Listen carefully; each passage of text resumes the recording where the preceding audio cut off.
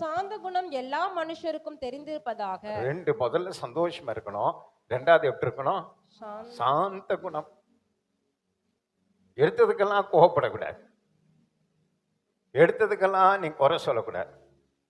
சாந்த குணமுள்ளவர்களா இருக்கணும், அமைதியா இருக்கணும். வாய் பேச அதிகமா நம்ம பேச்சு என்ன பண்ணக்கூடாது? பேசக்கூடாது.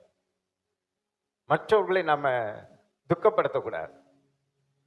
நம்ம அமைதியா இருக்கணும். மத்தேயு 5:5 ஆண்டவர் அதான் சொல்றாரு. எல்லாருக்கும் தெரிந்த வசனம் தான்.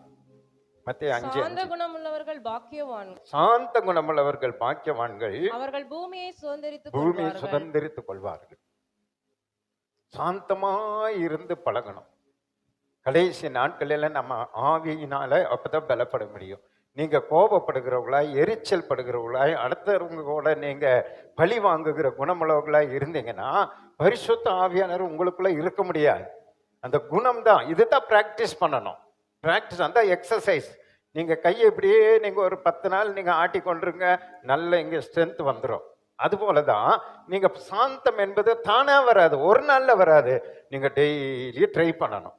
உங்களை கோபப்படுத்துவாங்க, உங்களை எரிச்சல் படுத்துவாங்க, உங்களை பல ப்ராப்ளம் வந்துட்டே இருக்கும். அப்பெல்லாம் வாயை திறவாம அமைதியா இருக்க பிராக்டிஸ் பண்ணணும், கற்றுக்கொள்ளணும். சாந்தமா இருந்து பழகணும். இயேசுவை பாருங்க, சிலுவையில அறைந்தாங்க. அவர் நினைச்சு பூனை ஊதுனா எல்லாமே செத்து போயிருப்பாங்க.